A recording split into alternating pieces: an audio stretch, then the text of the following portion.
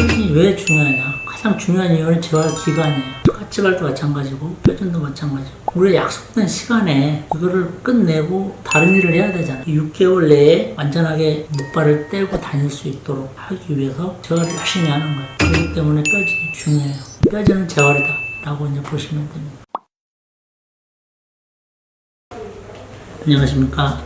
여러분께 새로운 삶을 선물하는 뇌본정형외과 원장 임창무입니다. 이번 시리즈는 우리가 폐지 연장 수술로 나타날 수 있는 여러 가지 합병증에 대해서 알아보고 있습니다. 제일 많은 게 단연 많은 게 까치발이고, 두 번째 많은 게 지연유합, 그다음에 염증, 재활의 문제, 변형, 모달이었는데 엑스테리어라서 각변형의 문제, 알레르기까지, 피부 문제까지, 그리고 통증, 여러 가지가 있죠 등등. 그래서 그것들 중에 지난번에는 까치발을 알아봤고, 오늘은 뼈유합, 골유합에 대해서 알아보도록 하겠습니다.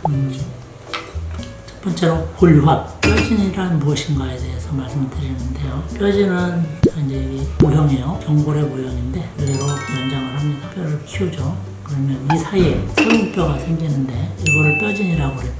어떤 뼈냐? 자기 뼈예요. 자기 뼈랑 똑같은 뼈입니다. 근데 이게 나오는 시기, 나오는 정도, 나오는 강도, 개인적인 차이가 좀 있습니다. 그래서 어떻게 하면 뼈진을 잘 생성될 수 있게끔 하는가? 그게 이제 우리가 수술에 있어서도 이슈가 되는 부분 중에 하나입니다. 제가 수술할 때 뼈진이 잘 생기게 하는 방법은 다 환자분들한테 적용을 합니다. 그럼에도 불구하고 뼈진이 좀 늦게 생기는 부분은 지연유합이라고 하죠. 아예 안 생기는 사람은 요즘엔 거의 없는 것 같아요. 불유합에 대해서 너무 염려 안 하셔도 될 것 같고요. 그럼 어떻게 하면 지연유합을 없애고, 어떻게 하면 지연유합된 걸 좀 빨리 유합을 시킬까? 그게 이제 관건인 것 같습니다. 그러려면 일단은 평균을 알아봐야죠. 제가 말씀드리는 대부분의 내용은 6cm를 기준으로 합니다. 160에서 170 사이 성인 남자, 여자분들 경우는 150에서 160 사이 성인의 경우, 그리고 6cm를 연장할 때 뼈지는 상태를 기준으로 합니다. 그래서 정상적인 뼈지는 대개 우리가 외고정을 이용해서 연장을 하죠. 연장을 할 때는 뼈지는 잘 안 나와요. 막 당기기 때문에 미세하게 나오기는 합니다만 눈에 띄게 막 엑스레이로 확 띄게 그렇게 나오지는 않아요.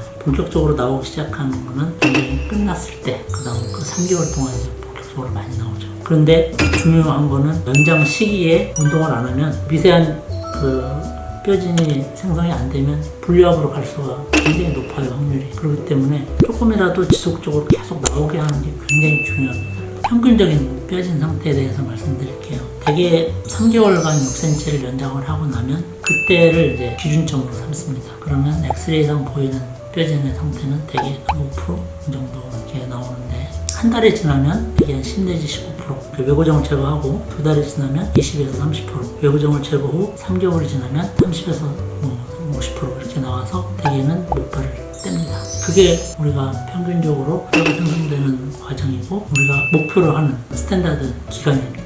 자, 그러면 그보다 빨리 생기는 분도 있고 좀 늦게 생기는 부분도 있는데, 어떤 걸 분류합이라고 하고 어떤 걸 지연유합이라고 하는지 그 정의에 대해서 말씀드리겠습니다.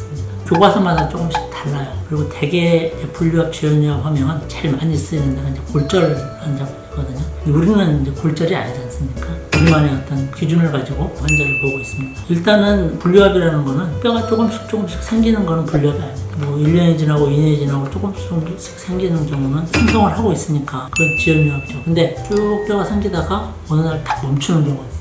그거를 이제 분류합이라고 하는데 수술적 치료가 필요하죠. 대부분 이제 운동하고 좀 관련이 있어요. 영 운동을 안 하시는 분들, 필담배를 너무 많이 하시는 분들, 그런 분들도 있고, 생활이 정상적이지 않을 때 그런 게 오고요. 항상 본인이 해야 되겠다, 의욕을 가지고 이왕 수술한 거 그냥 대신할 빨리 끝나는 그런 결심도 굉장히 중요한 겁니다. 그래서 요즘에는 거의 없는 거는 같아요. 제가 20년 동안 분류합은 거의 수술을 안 했으니까 그만큼 환자분들이 재활 운동을 열심히 해주셔서 분류합은 없는데, 지연유합이 문제죠. 그럼 이제 지연유합도 어디까지가 지연유합일까? 그거 참 정의하기가 좀 힘든데, 대개 우리가 목발을 짓는 기간을 외고정 제거 후에 6개월 정도까지면 정상이라고 봅니다. 6개월이 넘으면 그때부터는 약간 지연유합이 들어가죠. 그래서 1년까지 만약에 목발을 짚는다, 그러면 그건 분명히 좀 지연유합일 가능성이 많죠. 전체적으로는 확률상 지연유합이 발생할 확률이 그렇게 많지는 않아요.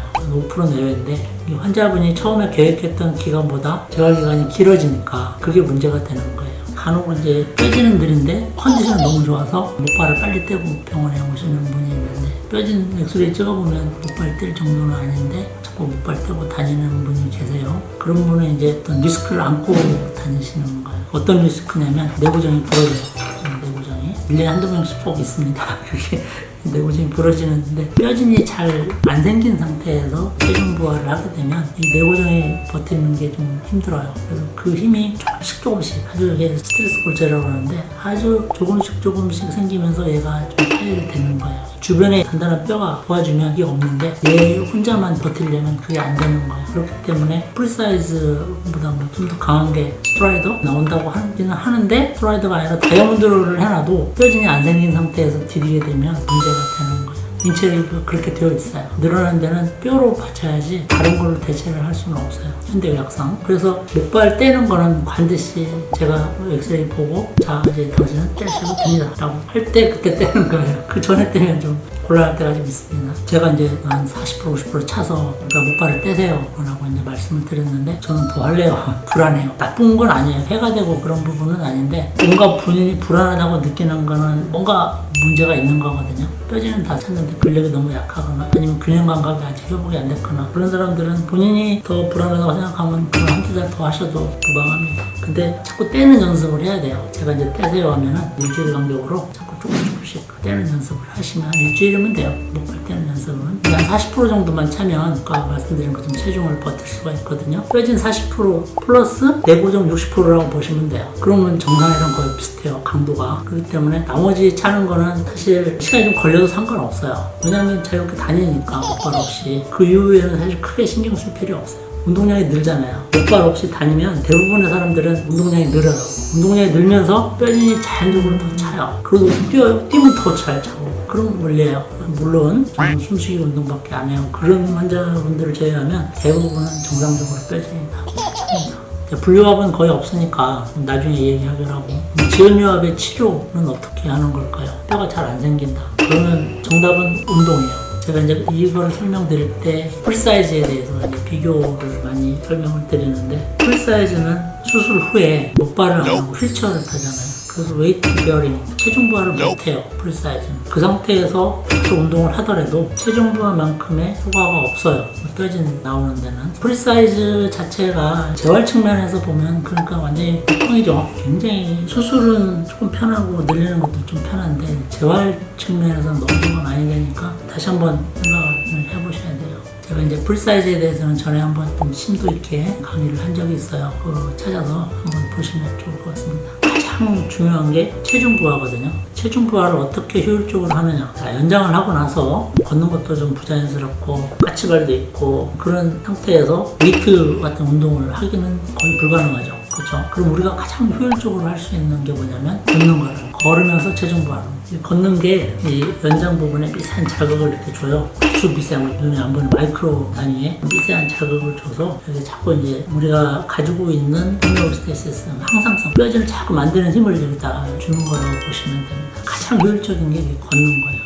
수치료는 우리가 물에 들어가면 체중이 한 3분의 1 정도 가벼워지잖아요. 저는 물치료하는 거는 별로 찬성하지 않아요. 왜냐면 요소에 위험 요소가 너무 많아요. 물이라는 거는 굉장히 미끄럽기 때문에 그리고 목발을 하잖아요. 대부분의 치료가 필요한 사람들은 목발을 한 상태에서 이동을 해야 되잖아요. 그런 환자들을 물에 넣고 재활시키고 빼고 다시 꺼내고 하는 그런 게 너무 위험해요. 너무 위험 요소가 곳곳에 산재되어 있어요. 자기 뜻대로 되는 게 아니잖아요. 안 넘어지고 싶어서 안 넘어지는 게 아니잖아요. 아픈 경험이 있어요. 한 번 풀사이즈 했다가 목욕탕에서 넘어졌어요. 그래서 안 가져서 다시 재수술을 했죠. 그걸 과연 누구 탓을 합니까? 그래서 효과가 아주 뛰어나면 당연히 해야 되겠지만 우리 몸 전체를 지금 다 눌러서 지금 70kg, 60kg 눌러서 운동을 해도 지금 들품활동 하는데 3분의 1을 해서 수치를 한다고 하는 게 그거는 우리가 가성비는 거의 꽝이에요. 이거는. 그렇기 때문에 오히려 안 하는 게 낫다고 저는 개인적으로 생각을 합니다.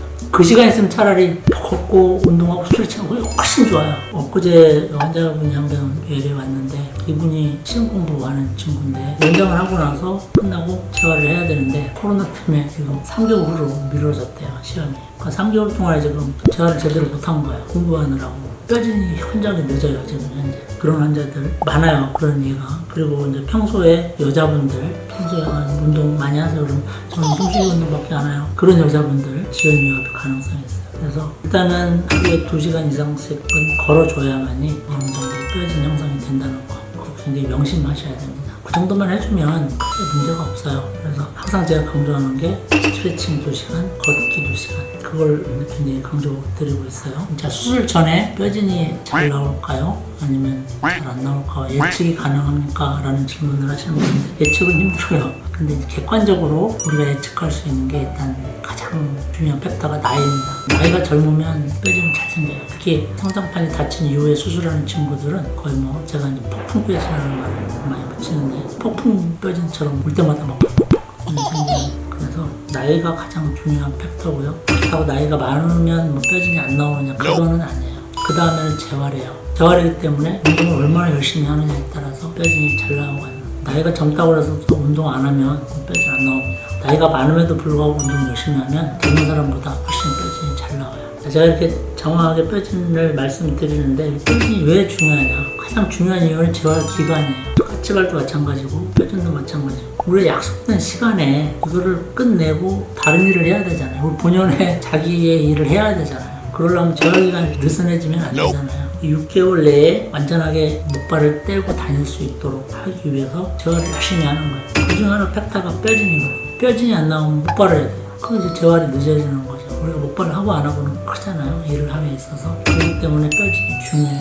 뼈진은 재활이다 라고 이제 보시면 됩니다. 그 다음에는 이제 연장된 뼈의 이제 분류학, 지연유압에 있어서 어떤 신체적인 요소가 있는지, 어떤 사람은 안 생기더라. 뭐 예를 들어서 만성질환, 콩팥이 안 좋거나, 뭐 영양실조가 있거나, 빈혈이 있거나, 잠을 제대로 못 자는, 다 영향은 조금씩은 있어요. 많지는 않지만 조금씩은 특히 만성질환, 신장, 콩팥 같은 게 안 좋은 사람들은 뼈진이 좀 느리게 생성된다고 하는데 제 그동안의 경험에 의해서 보면은 그런 분들도 재활 열심히 하면 뼈진이 잘 나오는 것 같아요. 보다 자세한 내용은 네이버에서 뉴본정형외과나 검색하시면 뉴본정형외과 카페가 나옵니다. 거기서 확인하시면 되고요. 더 궁금하신 거 있으면 댓글 남겨주시면 제가 성실히 답변해 드리도록 하겠습니다. 감사합니다.